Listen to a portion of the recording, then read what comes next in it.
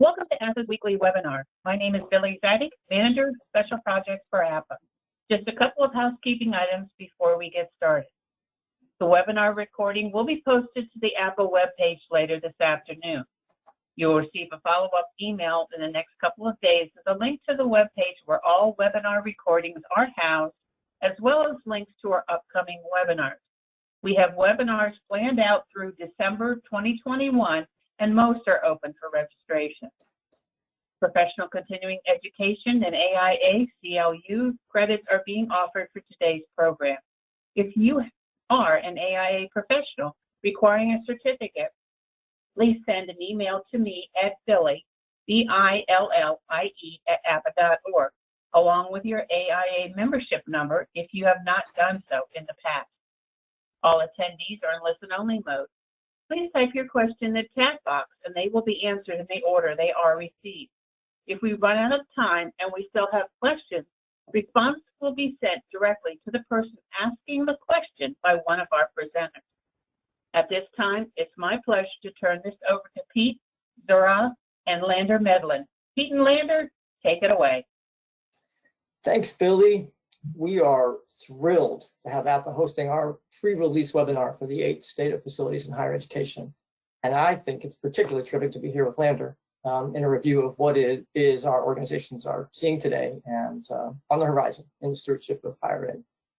Today's remarks are the results of an outstanding collaboration to create the report from which the material is drawn. Thank you for that partnership, Lander, and for joining me today. And a special thanks to anyone attending today who's been living through the recent wild winter weather. It's been challenging the lives of literally half the people in our country. We really appreciate your time. For those who don't know, Gordian helps facilities and finance leaders better steward campuses across the full building life cycle, from understanding condition to assessing the care and investment strategies of schools, as well as estimating a procurement process for construction. We endeavor to bring data and technology to enable leaders to make the best possible decisions for maximizing value and service of the mission of your campuses. Today's remarks lean heavily on the work of our facilities planning teams, where we pay special attention to the intersection and the integration of space, capital, and operations silos, knitting them together to enhance effective stewardship. Today, we're going to break the material up into 3 parts. I'll bring the first part on context, and then we'll banter a bit more on the reality and the future. We expect to highlight the actions we're seeing the strongest leaders focused on to address the challenges ahead, and we look forward to addressing any questions that result from it. So I'm going to take a few minutes to revisit trends we see in our database that were shaping the state of facilities heading into the past year, trends that are still affecting the day-to-day reality of facilities organizations, and are frankly embedded challenges to all institutional leaders going forward. The data modeling will look familiar in form if you've seen our work before in any capacity, but I'm hoping that it allows you to focus on the story that's being told. This is a familiar trend. It's the cry really of both of our organizations. Campus is growing independent of enrollment, which has been in decline for most of the country. Research, R1s, might be able to make an argument to build at a rate that outpaces student population growth due to research demands and the money available to that. And ironically, as you can see, that group isn't doing so. Sadly, for the others, we see the trend continuing. Without sufficient student revenue for all schools, even the wealthiest, this isn't sustainable. The question is, what are we going to do with all this space? Because the population demographics aren't in our favor. Not only has enrollment been sagging, the expectations from the future are extremely troubling. This is the birth rate graphic we've all been watching, thanks to, I guess, an official awakening from Nathan Graw back in 2018. And the decline, which began around the time of the Great Recession, continues. Roughly 2025, we'll start hosting high school students born after that bump in the graph for tours on college campuses. And the number of those traditional age students will cycle down to a low spot that hasn't been seen yet, as last year's numbers were the lowest ever. That means these traditional age students, declining age group will continue at least until the mid to late 2030s. Frankly, all institutions are playing in the same pool. And so the successful will just be taken from others who need students in something that's starting to approach a zero-sum game. Backlogs are now actually over $105 per square foot in our database, outpacing inflation, which some might legitimately argue isn't a perfect measure. But realistically, it isn't shrinking or stabilizing. That's the key takeaway. College communities are learning to live with conditions that are far below what most believe are reasonable standards, and for some schools are pointing them to real risk concerns. Through careful analysis with our members, we analyze not only the investment actually being made on each campus, but we model what investments required to keep up with those needs.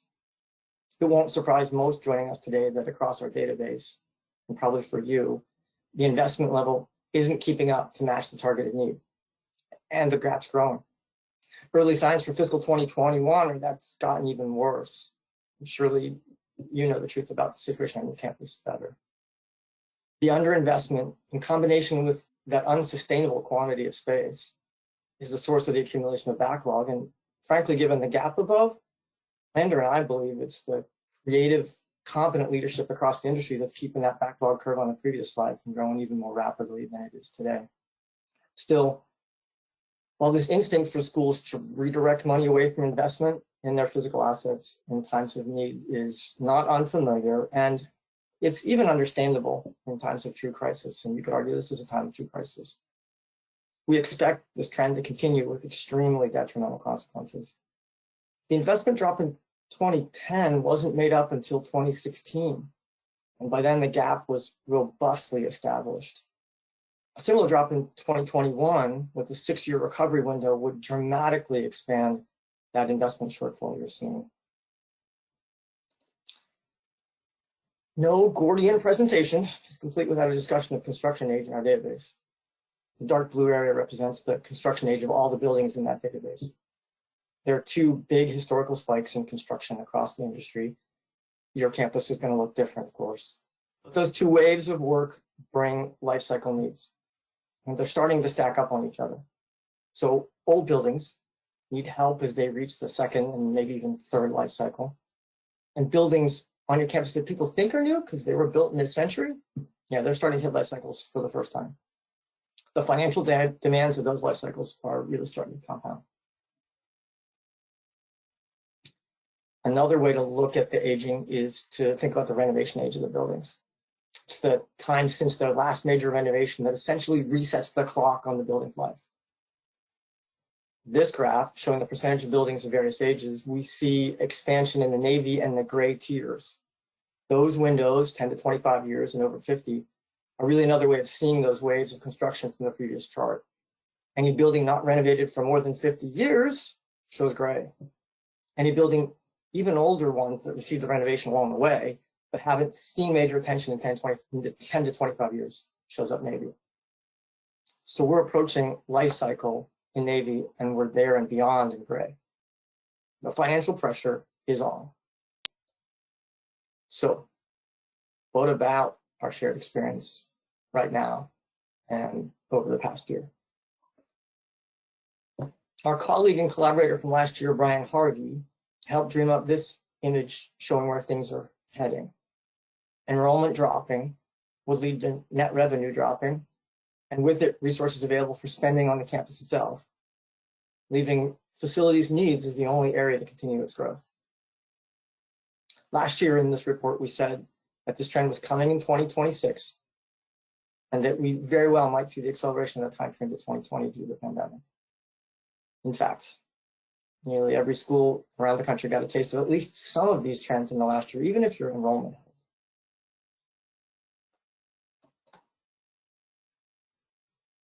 So not everything in the pandemic's been bad, and if you'll allow me to maybe try making a little lemonade out of lemons here, we need to find some upsides. The pandemic has forced radical rethinking of how the physical campus functions and how we interact with it. That placed facilities leaders front and center. The best of them found themselves not just solving problems, but guiding the thinking of campus leadership, acting decisively when some weren't sure what to do, bringing the critical information for making those decisions, and often, as Jim Jackson notes, sitting at the head of the table, leading the charge. Schools recognize the centrality of an organization that historically could be taken for granted, and especially key people in it custodians, and HVAC techs come to mind, but also financially focused people inside the facilities organization. Their insights and experience were suddenly exceedingly valuable to decision makers who needed to avoid decisions that were helpful short-term, but foolish long-term. In the best of circumstances, a treasure trove of talent and relevance has been exposed by the pandemic, and we mustn't let that relevance wane. More on that later. Lander, if you're still out there, how about I finally let you talk? Absolutely, and thanks Pete and Gordian for this collaborative opportunity. It's greatly appreciated.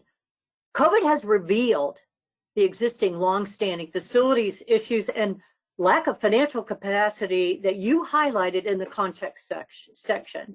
You know, Brian Harvey's slide really did put the problems in full relief. I like it. Don't like its reality, but I like it. And as for the reality, COVID has also accelerated what was previously revealed pre-pandemic. This forced disruption put facilities professionals in the forefront of the need to deliver a safe, healthy, and productive environment for the entire community. Now, the conversation has turned from just reactive to get students off campus and home this past spring of 2020 in like 2 weeks, to plan for a fall 2020 reopening, where frankly, no experience, no muscle memory existed previously, to address budget reallocations, reductions, staffing changes and deployment, HVAC and MEP system improvement requirements, and where to invest capital. This resulted in new communication needs and strategies, breaking down silos all across the campus community. Facilities professionals demonstrated high value and effective leadership through meaningful collaboration. Now, I would add that recognition of the essential employees, a term we know, but who'd always existed, but was now much more public and full relief for all to see. We went way beyond the short-term natural environmental disasters that occur irregularly at targeted institutions geographically. All institutions were impacted, and fairly similarly, more a matter of size and scale. Now, how we assist our institutions through this next phase of recovery will determine our continued relevance. That reality has meant reimagining space and rethinking culture. The quick move, and I mean quick, to remote online learning by faculty and students was mirrored by the WFH, work from home, my gosh, we already have an acronym for it, by staff, as many of them could do so. Yet certainly not the O&M requirements, I might add. But nonetheless, remote hybrid learning is morphing into the remote hybrid workplace. Hence space utilization and space reductions, maybe. As you see from Mike McCormick's quote, we're now thinking, considering, wrestling with such questions as, let me pose a few. What should classrooms look like? What's the need for large lecture halls? What is the value of being on campus? Who needs to be on campus? What spaces need to be built for what purposes? What does the workplace look like post-pandemic? And then how do we balance productivity, performance of staff, and space use, along with ensuring the sense of connectedness and community that's missing in the WFH, work from home environment? So it's not just space use, space need, and dollar savings at stake. How you move forward strikes at the heart of your institution's culture and community. There are profound ramifications long term. All right, then there's the resultant financial compression and risk. New financial shortfalls from the COVID year have been well documented and very real, as outlined by the American Council on Education's presidents and in the Chronicle of Higher Education, Inside Higher Ed, the list goes on. But they first stated a $120 billion need, but quickly recognized it was too low and is now reflecting it's at least $183 billion for the losses, first in revenue, some of those things, enrollments, auxiliary services, athletics, you name it, and then COVID-related expenses that you know the names of them: PPE, HVAC upgrades, signage, testing, tracing, isolation, and quarantine. These losses are unlikely to be recouped from federal stimulus packages. That's all yet to be determined. We'll see. So take just one example on this slide. Job losses moved from 377,000 in early fall to 650,000 now. If you want more information and detail, see Dan Bauman's Chronicle article dated February 5, 2020 as a good reference. Now recognize that the lion's share of those losses have been within auxiliary services, where revenue hits have been large, institutional hits as high as 25%. Therefore, all requiring strategies to reduce costs. And let me say that's difficult given the sunk costs of faculty and staff, salaries, fringe benefits, and facilities themselves, which are at minimum 50% and nigh onto 70% plus. So as you're reading, we're now facing academic program reductions and or eliminations. You're seeing in the fields of humanity go over to STEM programs, and we know that that's where the maintenance costs are much higher. And then there's capital budgets. And what's happened to them? Well, many projects have halted. Facilities renewal monies held for cash flow purposes. That's very understandable in the short term, but with major long-term consequences. I mean, we're looking to gather more concrete data from all of you on this specific concern. All these add to an institution's risk profile. Now, this leads us to the transformation of community, and Ian Bogas' article in The Atlantic highlighting the college experience versus a college education. Pete, you want to fill us in on that? Sure. So seemingly forever, the idea of a campus community has been anchored by the reality of students, jostling along crowded sidewalks between classes. Across the country, that shifted to empty sidewalks last March. And for most schools, continued in some form of altered occupancy over this academic year. With only 4% of campuses claiming a fully in-person experience last fall, and even that would have been with everyone masked and socially distanced.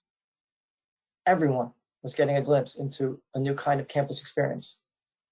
We were given the chance to wonder whether what it meant to go off to college was going to shift, some might say finally shift, away from past practice. The online and digital experiment has been working in large part because people have been incentivized by safety and really able to rely on existing relationships to keep activity going. Still, the notorious images of crowds of students at off-campus parties or on fields after big sporting event upsets and at championship celebrations on college town streets are surely signs that some elements of traditional college life still haven't abated. In his article this past fall for The Atlantic, Ian Bogas suggests that while the pandemic has made college frail for now, it's strengthened our national awareness of the attachment to the college experience above and beyond the classroom. The pandemic has reinforced the idea that the digital isn't a complete replacement for the three-dimensional world, but we're left wondering what changes will come and what role we each play in shaping that changed future. Lander? Hence the future. With all its uncertainty, what does the future portend? What does community look like? And how can place play into this situation as an opportunity? So let's look at the drivers, then we'll explore the challenges and take a look at some new insights and familiar wisdom. The big drivers, they wrap around funding shortfalls, and I've already spoken about a bit, but it's also flat tuition and fees, probably reduced state support, depends on your institution and your state, and enrollment declines, a little bit here, totaling 4% on average this past fall, more significant drops from the first generation minority populations. If you want to see a real nice deep dive, it's in Nathan Graw's work on student demographics and trends. Then the bigger issues coming well into the future called the enrollment cliff. We've heard about it. High school grads dropping about 2025, 26, and Pete highlighted in his earlier context graphs. Now, will they return in the fall of 2021? Unfortunately, the answer is, it depends. Figures, right? It depends on institutional type. So Pete, let's look at the first set of challenges around 4 crises. So the pressures of the pandemic are all around us, and we're not going to repeat them here, but it's just one of several crises facing higher education right now. And hopefully the shortest lived. $120 to $180 billion economic pandemic fallout facing higher ed. You heard from Lander before. That's mated with $1.5 trillion in student debt, which is keeping students from continuing further education, as well as putting a real damper on the overall brand of higher ed as a means to lift economic standing for students. The social justice reckoning that's taken hold across the nation and frankly the globe is particularly poignant for college campuses as the self-styled homes of progress.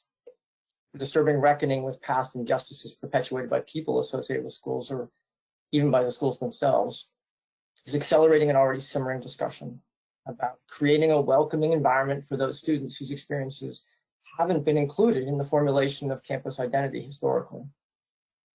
And climate change, being witnessed everywhere, is both a challenge and an opportunity going forward. The challenge to schools needing to adjust to a shifting environment around them, from flooding and storms to the very present new weather patterns that might affect temperature and humidity. There's also an opportunity to be involved in researching solutions to the challenges, as well as acting as beta sites to test those new approaches. None of these issues is going away soon.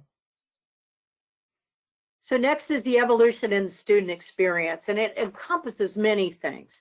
First, student debt that Pete identified must be recognized, understood. 1.5, and now I think it may be $1.6 trillion. It's a driver for many actions students and their parents are taking right now, and will definitely impact recruitment and retention. I'm just saying. Now, as Pete mentioned, these crises, especially healing racial inequities, are driving the importance of creating that welcoming environment so desperately needed. Our campuses have to evolve to further accommodate these needs for so many reasons. So you see, students desire that college experience that Pete described and Ian Bogost in his Atlantic article outlined. It's about a shared experience. Understand, institutions that have data to show when an institution had a well-defined sense of place, it drove up enrollment. So it's clear. Now that single laser-focused need to get students back drove a positive breakdown in and evaporation of organizational silos and increased collaboration from facilities to student and academic affairs, IT, all across the campus. It's a critical element in institutional success to date. This collective collaborative approach orchestrated a rapid fire move to 100% remote online learning. No one said could be done. Well, it was, right? To classroom teaching and staggered delivery restructuring, residence halls and dining services reoccupation, models that changed how we do business. Now, case in point, this major focus was, in many parts, is on full remote learning to hybrid classrooms and the like. We've spent an inordinate amount of time on the classroom, and that's important, but we may be missing when students are on the move. We know way more than others about the power and importance of those casual accidental collisions indoors and enhanced learning neighborhoods outside the classroom that make more meaningful and intentional ways of connection. And that's so important because that's where the personal connections are made between students, faculty, and/or staff. That's the transformation that creates sense of place. We are humans, yeah, I know, I got to remind you of that, who strive for connection and community. So if we know the college experience is the essential element for a student's ROI, return on investment, we must reckon with it, and we can. Place matters. How do we enhance that experience even more with our physical portfolio? So I go to demographics, Pete. This requires a better understanding of students' needs for success, further adaptability to meet and even exceed expectations. We must, the data is clear. So let's take a look. The 13% drop in this past fall 2020 freshman class will certainly have ripple effects for the next 3 to 5 years. And the drop in the first generation minority populations this past fall 2020, that Black, Hispanic, Latinx, Asian, was also real given the economic fallout of the pandemic. This is the very population that has been previously underrepresented. Yet these communities they should increase over time given population growth in these areas. Now, not taking anything away from our existing student populations, this diversity is changing needs and expectations. So how will we address our collective students' needs to recruit and retain them? APA's Thought Leader Series, the 2020 monograph titled Preparing for the Student of 2024, outlines the needs, characteristics, expectations, and institutional priorities for both these traditional students that are coming to our campuses, along with those for the non-traditional students. And the non-traditional students are expected to grow in numbers over time with different and expanding expectations. And I really want to highlight that, different and expanding expectations for services and delivery systems than their traditional counterparts. Now, you add international students to the mix, who in fact, which I learned in studying for this, were declining since 2015, with a significant loss in fall of 2020, and I know you felt it. Existing fell 15%, and the new international undergraduate students fell 43%, huge numbers. But with the potential, and I'm happy to see this in the data, for an upswing this coming fall 2021. So what you do to help attract and retain them will be different and challenges us, our facilities, to evolve with it. So the fourth one is around community. Pete, you want to tackle community and what's in store there? Sure. So the higher ed industry continues its long-standing and ongoing test of what creates a quality educational experience. As we mentioned earlier, the notion of community has been shifted simply by virtue of that evolution in classroom experiences the students and instructors are utilizing over the past year. Taking attendance is now a complicated idea in a hybrid classroom world. It's also now clear that not everyone wants or needs to work on campus to be productive. Some have realized they just don't even want to be there. The digital world brings traditional college campuses closer to this century's many experiments in online educational models, MOOCs and otherwise. And this is the next chapter in the discussions around whether schools are teaching skills for job training, or are they places for wider academic explorations and the development of the life of the mind? And what about research? What kind of an environment is needed to best foster research in a future where undergraduate and even graduate classrooms could be less reliant on the in-person experience? And we can't forget alumni, whose connection is every bit as much linked by their overall experience outside the classroom as any learning that happens within it.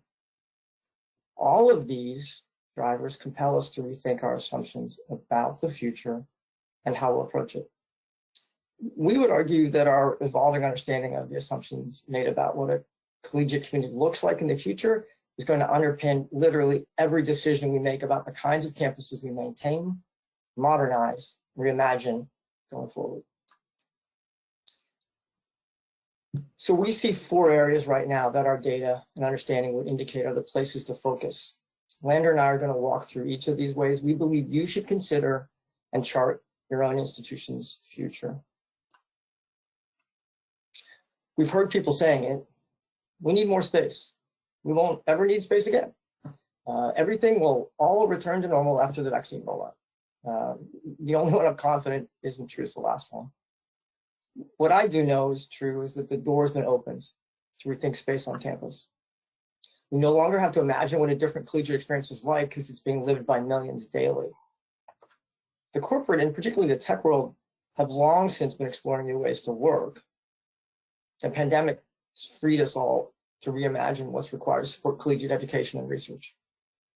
But just like everything in the tech world, it should be analytical exercises to drive its success. A real concerted effort has to be made to not just track but deeply understand what's been happening with spending on and utilization of your campus to this point.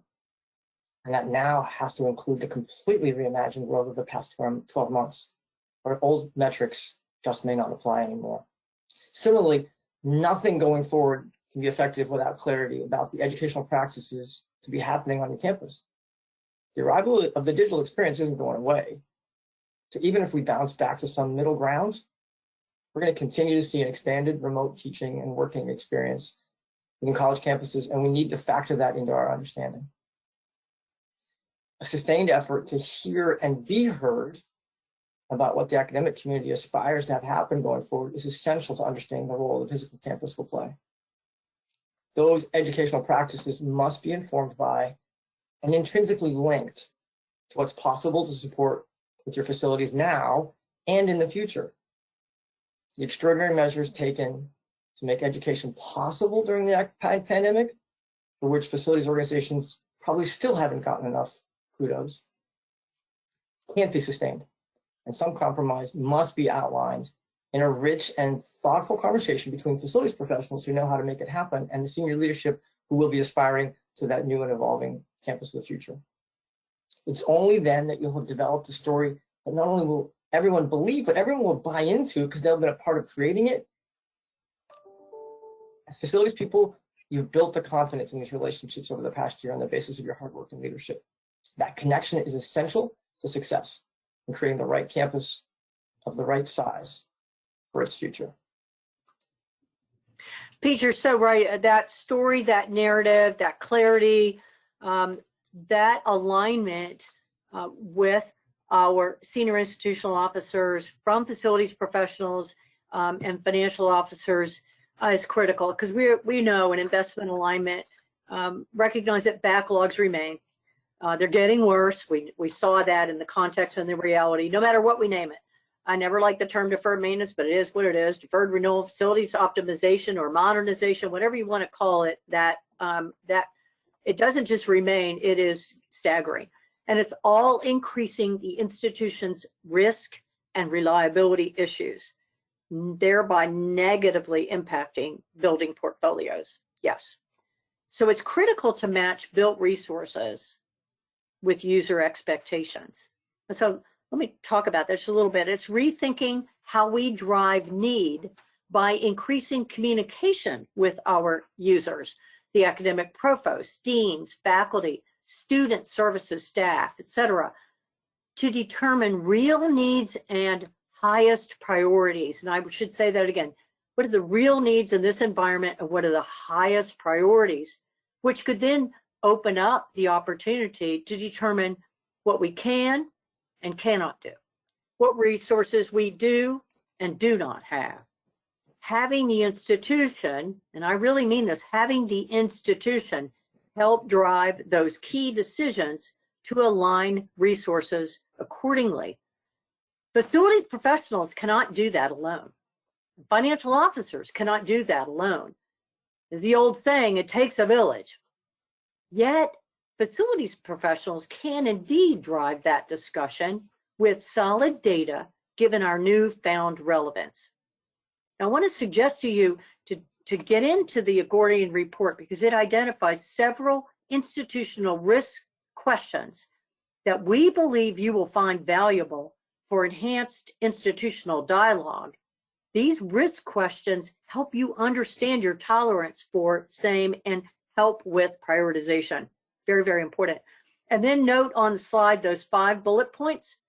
They highlight some of the ideas on what the facilities professional and the financial officer need to collaborate in order to get there from here. And then that takes us to the green box on healthy and smart buildings.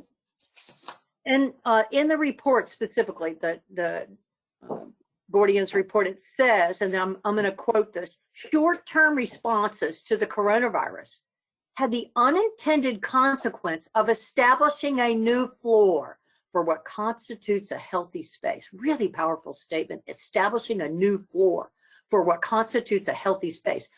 Why should you care? Well, first recognize the indoor environment is a key determinant of our occupants' safety, health, and productivity. Buildings are central to our lives and livelihoods. We spend 90% of our time in them. My word, with coronavirus, haven't we felt that? And people and their performance are critical elements to the total cost of operating our buildings. So it's important to balance human health and human performance. Now, please know that facilities managers, all those who manage our buildings, all of you, have a huge impact on our collective health and well-being. And there is quantitative research to support that statement. Furthermore, how we get our hands around building and occupant health can be aided by smart technologies. And that's just one aspect revealed by the coronavirus that smart technologies can assist. There are numerous benefits to building management and performance accrued to those utilizing smart technologies. Smart technologies are not just cool additional bells and whistles. They are invaluable tools for the predictive analytics needed to make good business decisions about our facilities and energy, O&M, productivity, and performance. The business case can and should be made for utilization of smart technologies. And healthy buildings may just be the carrot to use toward this end.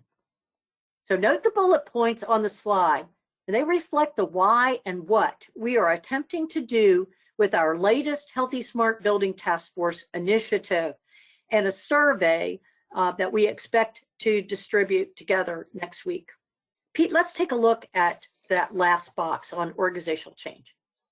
Yeah, so few of us who've ever worked on a campus can recall a time when the potential for collaboration has been more fully realized the past year. No one is eager to keep up the pace and pressure that's been required, but there's so much to be learned from the experience. The new and strengthened relationships, the creativity and leadership from new parties on campus, the process efficiencies uncovered, even the creativity and leadership and expectations established can't be lost or forgotten. The organizations serving the campus moving forward must evolve too. Innovation must continue if we're going to reimagine what those organizations look like going forward. Talented leadership has been revealed and must not only continue to be given the opportunity to contribute, but facilities leaders must press this moment to remind their communities of their value in serving the mission. This is a rare moment. And really honest conversations need to happen where leadership is lacking. Candor is of the utmost importance right now. A hard look at the types of work to be done is going to reveal new skill types and competencies all across facilities organizations. Frank reflection on the diversity of their workforce will demand new approaches to hiring decisions and training, which will place focus forward and not return to relying on past practices. And everyone involved needs to be prepared to be more nimble than ever. In a business where the work of brick masons and steam fitters have served campuses beyond anyone's single lifetime, it's seductive to focus on the things that won't change. But education is evolving right now, and everyone involved in supporting campus life has to be prepared to work in a fashion that's more flexible, more creative, and more responsive than ever. What that looks like and how it's done without exploiting the workforce itself, that's going to be all part of the challenge. We also can't forget that the physical campus will change. Many organizations are built for ongoing expansion, and a few select campuses, they may be privileged to continue in that vein. But as a whole, the industry is going to revisit its priorities, and the teams of people built to grow campuses are going to be desperately needed for a new kind of stewardship that will be less expansive physically, but I would argue never more creative programmatically. A reimagined organization will be a dynamic place to help realize the higher education community of the future. So as Lander and I move to close, we include these words that actually aren't ours, but we love them. Innovative CFOs like Rhonda understand that now is not the time to be conservative in our financial management. Now, that isn't licensed to be reckless or short-sighted. It's an imperative to make sure each decision we make has the long term in mind, with the assumption that there's supposed to be a long term. In this way, decision making will get us to a place that's most likely to be successful and healthy decades from now. Pete, Lander? Yeah, this is a rare moment. I liked when you said that. COVID revealed our existing issues and accelerating the necessity to address them for continued viability. Simply put, the business model has been destabilized. Yet we have an opportunity at this critical juncture to change the very trajectory of our facilities by reimagining what we actually need, requiring fundamental change, readdressing what's most important, what differentiates our institution and gives it increased competitive advantage. There will be an impact on community. What that ultimately means in preserving an institution's uniqueness. This transformation will require us to be even more flexible. Yeah, I said it. And the long game is about adaptability and doing so rapidly. None of us thought that the higher ed world would change very quickly, and then it happened in 2 weeks last March. A year later, we're poised to seize this brief opportunity for transforming higher ed forever. The real question, we believe, is are we all ready to keep those silos collapsed, acting in unison, and moving forward together? So, thank you. The report will be available next week, and we appreciate your attention over the last 40 minutes while we gave you a summary of it. Anyone signed up for today's webinar will actually have one sent to you directly digitally, of course. So with that, we're going to open it up to see if there were any questions that anybody had for us. And I think we're actually going to show our faces, right? Lander, that's the plan? Yeah, why not? How about that? Yeah, here we go. There we are. Hey, everybody. So I'm looking at questions here. I see some familiar folks. And Ted Widener had an interesting question here. Pete, I'm going to state the question, all right? Yep. Said, given the current changes due to the pandemic, we seem to be rethinking campus space needs and the functionality of that space as well, okay? And he said, as a result, the issue of capital renewal needs may be changing. He says it, say it again. As a result, the issue of capital renewal needs may be changing. He asks, is there an analysis of facility needs to the value of the space for its educational research needs rather than just the physical needs? Now, that's a tough one. Yeah, I think it's a really interesting question, Lander. And thanks for that, Ted. Yeah, thanks. I think that we're all striving for that, right? We're looking for an analytical way to link those things together. We both talked through all of this about the need to draw those academic and institutional leaders into the conversation to begin to even assess its importance, its scale. We can count how much space. We've done that for campuses. We can all spend time talking about how much of our space is tied up in the technical, right, in the research, and that can be a measure of how much we need to invest monetarily. But I think the question is rooted also in this issue of value, and I think that's a much more challenging place to go. How do we actually determine whether a particular space is valuable going forward? And that's going to be a strategic question. That's not a facilities question. That's just a strategic question from the board on down about what the institution's priorities are, and every institution is going to have to find its own way on that. Would you agree, Lander? I would agree. That's the uniqueness I was talking about earlier, and it is the value proposition, what differentiates you, which makes you competitive. You're going to really have to focus in on that academic side to understand what are the highest priority needs. I mean, you can go back to the Gordian study last year and pull out some really great pearls. I have done that. When talking to business officers about taking a disciplined look at your needs and how they align institutionally. And I think Ted's saying that, alignment with the educational research side. That's a tough set of decisions, and it requires discipline. There'll be a heck of a lot of discipline in having those tough conversations and determining whether you actually divest demolish space, where do you go? Do you move that space out? Do you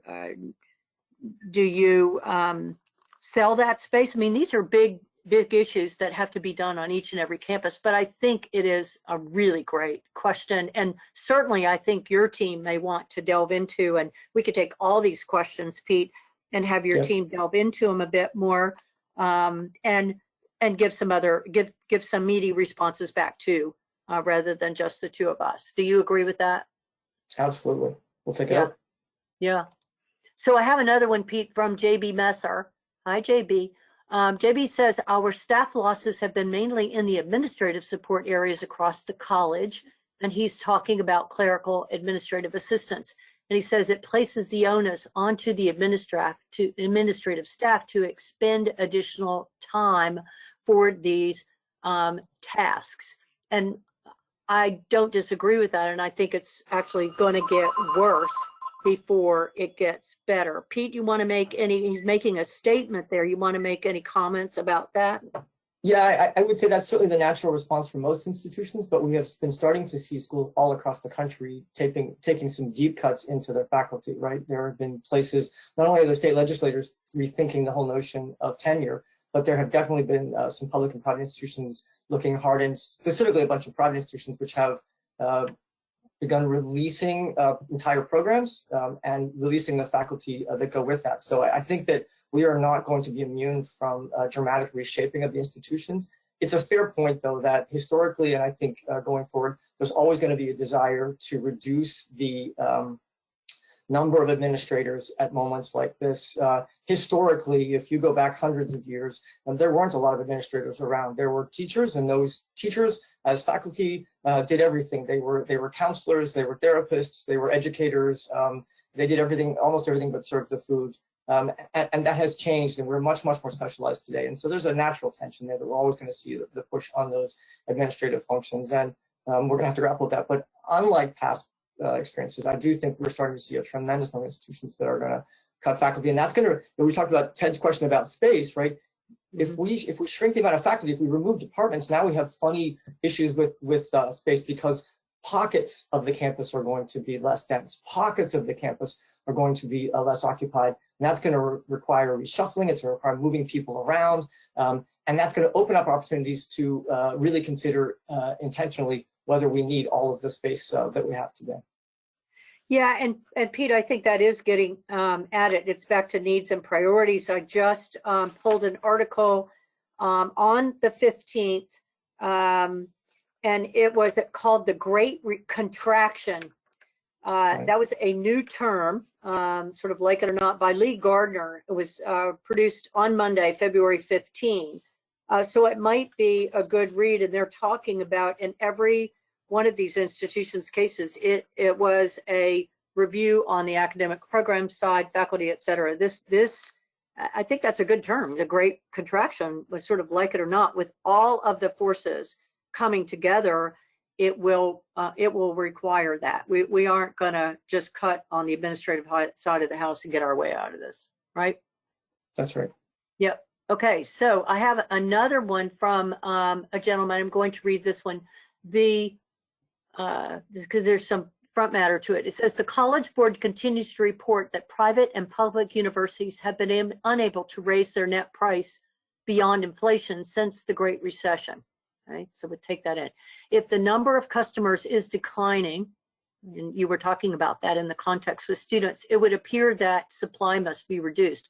What are your views on the viability of various categories of institutions? This is Paul Feligny. Wow. Yeah, really big question, and I think it's a potentially very painful question. I think there is certainly been a move toward value, right? We see students flocking to places where they see value. So many of the large flagship institutions are seeing applications at or above previous applications currently, right? As people seek places that they know are stable, that they're going to be around, and where there's a perception of value, particularly in those states where there's still a reasonable amount of subsidy coming from state governments to make the cost to the student more viable. We also see continued support at some of the most selective privates, those institutions which have the resources either to draw people in because of their brand identity on the street or because they have the resources to make college affordable for all of the students who arrive there. Those places will continue to thrive and strive.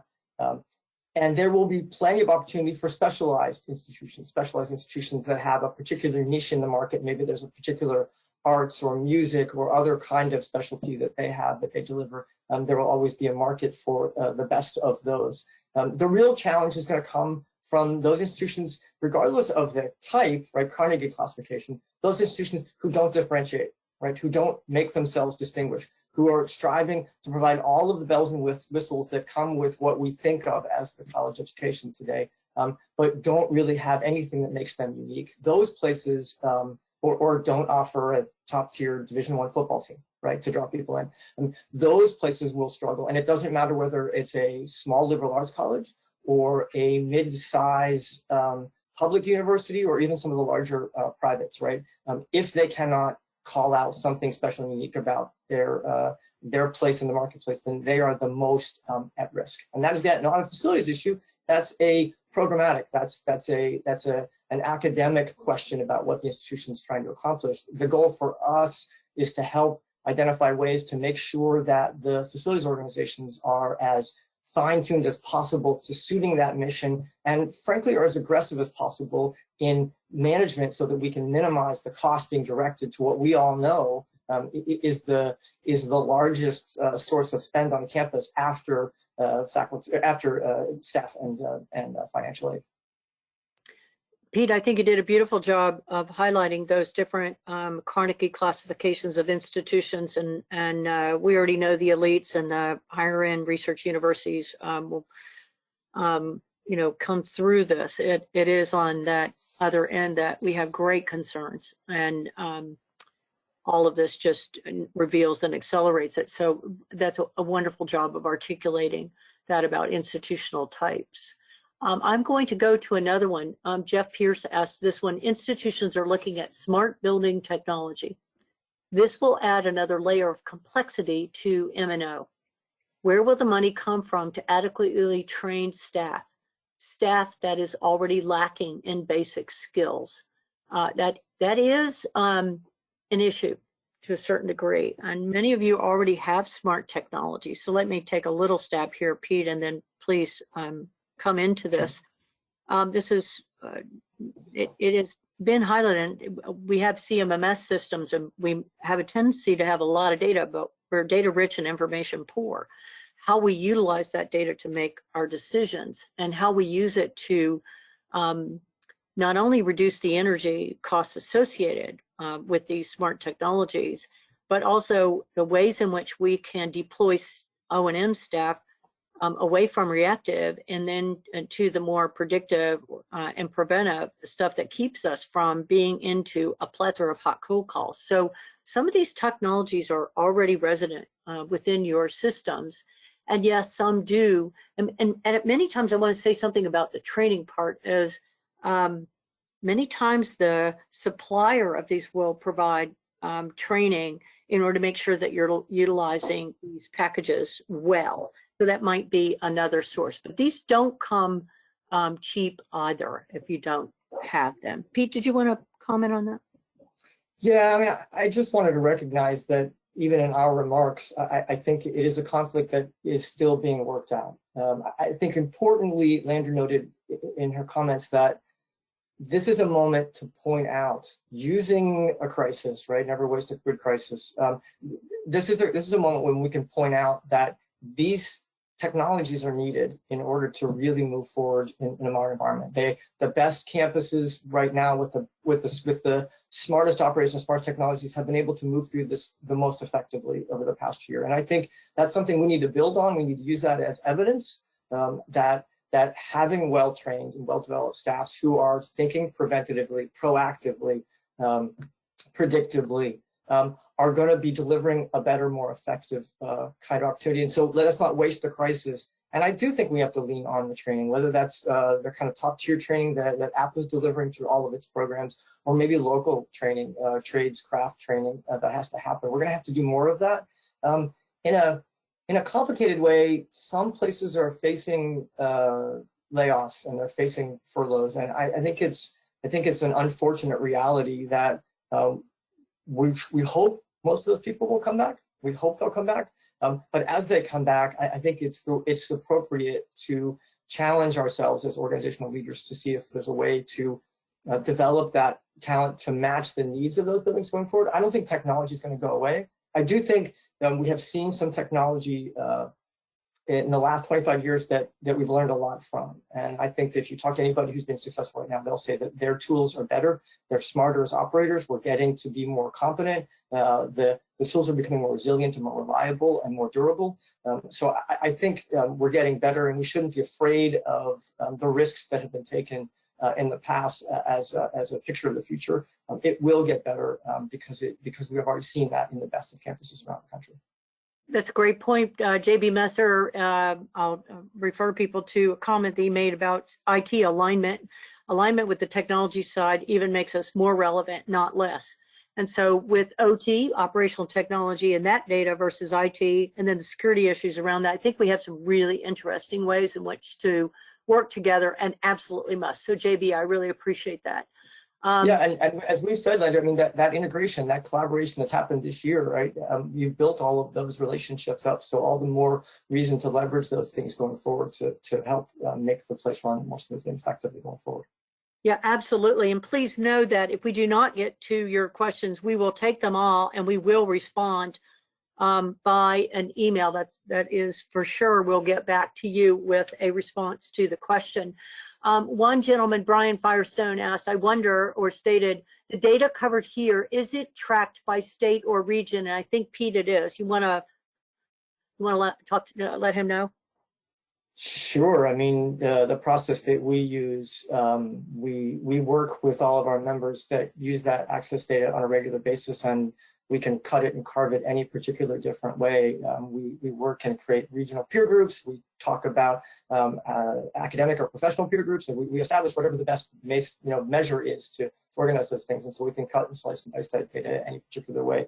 The data you saw today was aggregated across the entire country, right? So the dollar figures aren't going to be exactly right for your situation and your location, but represents the average of everything around the country. Okay, good. And I see Romano, I don't have the first name. He asked, what, if any, are the key permanent or temporary changes made in the past 11 to 12 months? Wow, that's that's an interesting one. All right. Key permanent or temporary changes. I'll take a shot. That I think through our report, I think we point out a couple of things. One, the hybridization of teaching, the classroom teaching, the virtualization of certain pieces of life is going to be a permanent transformation. Not to the extent that it's happened, but it's going to happen. We are going to see classroom. We're going to see real questions about the viability of 600-person classrooms in the future when you can do most of that same experience virtually. It's not going to make the 15-person seminar go away, but those other big experiences are going to happen. We were already seeing the flip of the classroom where there was more student work happening in preparation outside the classroom, so there was a much more active discussion inside. That transition will continue. So that will happen. We're going to see certain offices moved away from the campus proper. Whether they go virtual or whether they go remote, it's not, sort of a remote site, it's not clear. But we're going to see that shift because we've proved that we can work remotely. We still have work to go. We still have ways in which we have to get better at learning how to create that sense of community and connectedness, right? How we develop new talent in those environments. But there's no doubt that we have demonstrated in this urgency that those changes are going to happen. And I think we were just talking about technology. I think we're going to see a greater and greater reliance on technology to enable all of those things. There's no doubt about it that technology is going to become more and more important in our ability to stay connected this way, but also to manage these what will still be vast campuses, even in a condensed and shrunken state. They're still remarkable communities at scale. So Pete, we haven't even touched the surface on these wonderful questions that we have gotten. Jim Stevens had one. He just had to go, and we'll get back to him about that. and it's around technologies. And I think I can connect him with our combined initiative on healthy, smart buildings. That might be a really good group of people for him to talk to. Bruce Alpern, you mentioned the fifth. He liked the 4 insights, and he said, but a challenge, the 5th that speaks to service delivery. We will come back to you on these. And I'm telling you, you folks have done a wonderful job in terms of your questions. We couldn't get to them all, but we are going to come back to you with some answers to each and every one of them. Andy, Jerry, Tom, all of you. Wow, such great questions.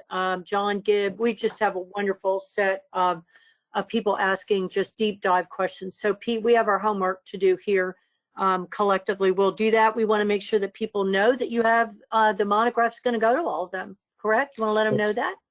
That's right. So as we said in that slide before, everybody who signed up for this will get a copy of that sent to them, and anybody else will be making that available on the Gordian website, and we'll work with Apple to make it available through Apple so that everybody can get a copy of it if they're interested in it. That will happen, get it slated to happen next Wednesday. We'll get it to all of you who signed up earlier as a courtesy of being here. But in general, at this point, we just want to thank everybody for attending. I want to extend a big thank you to APA and Lander, not just for this forum, but also for the opportunity to collaborate in creating the SHISH report. It's been fantastic. At Gordian generally, we're looking forward to collaborating with our members, with APA, and with the rest of higher ed in the coming years. We're all going to work together to try to figure out solutions to what's on higher education's plate. I think, I know, Leonard, you feel the same way. Higher education is a pretty worthy cause. We know everyone listening today is committed to its success going forward. So thank you to everybody, and have a safe and healthy day. Thanks, everyone.